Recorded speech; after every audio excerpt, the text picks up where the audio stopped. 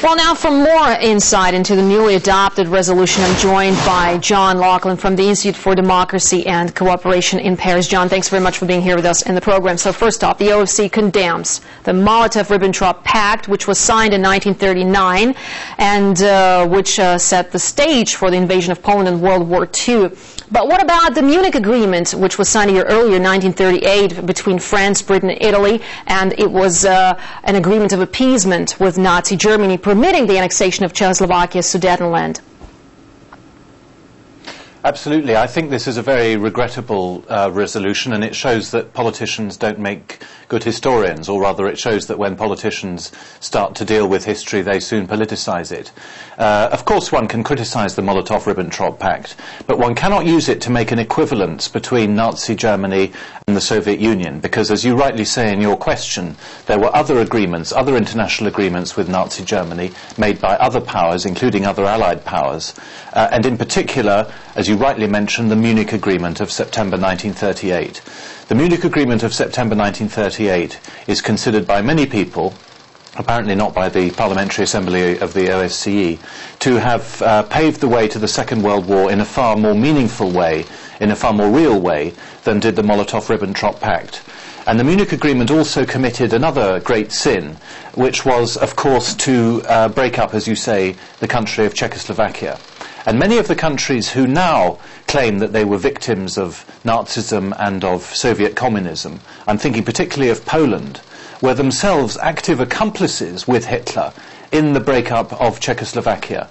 Not only did Britain and France sign the Munich Agreement giving Hitler the green light, but Poland itself joined in the attack on Czechoslovakia and seized part of Czech territory, the area around the town of Teschen. So, in the story of the run-up to the Second World War, very few people come out well. Many states, including states like Britain and France, who were to have a noble record in the war itself, had a less noble record in the lead-up to it. But the notion that the Molotov-Ribbentrop Pact was somehow the single condition which made the Second World War possible is absolutely ridiculous. Hitler had plans to invade Poland on the 1st of September 1939 as far back as March, in other words, months before the Molotov-Ribbentrop Pact was signed. And therefore it's quite wrong to make an equivalence between the two powers. Nazi Germany was bent on invasion and conquest in a way that the Soviet Union wasn't. Well, of course, in a matter like this can be just looked at from one side only. The USSR played a crucial role in defeating Nazi Germany, and monuments to Soviet soldiers have been erected all across continental Europe since the end of the Second World War. So why is the OSCE now adopting such a resolution? Well, unfortunately, there's a long history to this.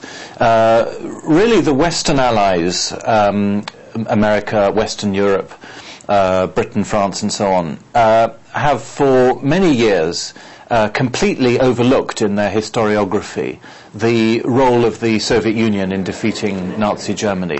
I almost hesitate to use the phrase, the role of the Soviet Union in defeating Nazi Germany, because quite frankly, when you look at the history of the Second World War, the fighting in the East was of such an enormous magnitude that the fighting in the West, the things which we in the West remember, like the Normandy landings and so on, pales into insignificance. They were almost non-events in comparison with the fighting between Germany and the Soviet Union.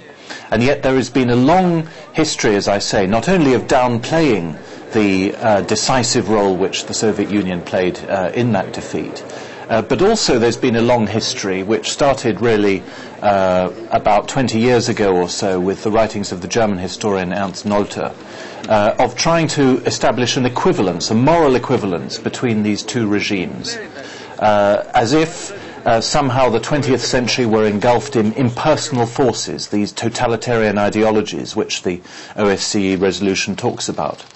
The fact is that although one can, of course, compare Soviet communism with Nazism, one can make a comparison. Nonetheless, having made that comparison, one big difference emerges, and that is that Hitler came to power explicitly on the basis of war and of racial persecution, including, by the way, racial persecution of the Russians and other Slavs.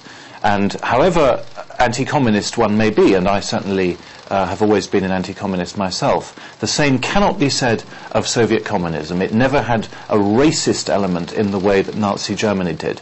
And although, of course, it wanted to garner support over the whole world, potentially, certainly in its early phases under Lenin and so on, that ambition had more or less been abandoned under Stalin. So there is grounds for comparison, but I think once one has made the comparison, one has to conclude that Nazi Germany morally was far worse. And it's very regrettable now that the OSCE is trying to obscure that key difference between these two political ideologies. All right, Mr. Laughlin, thanks very much indeed for your views. Very much appreciated. And that was John Laughlin from the Institute for Democracy and Cooperation in Paris.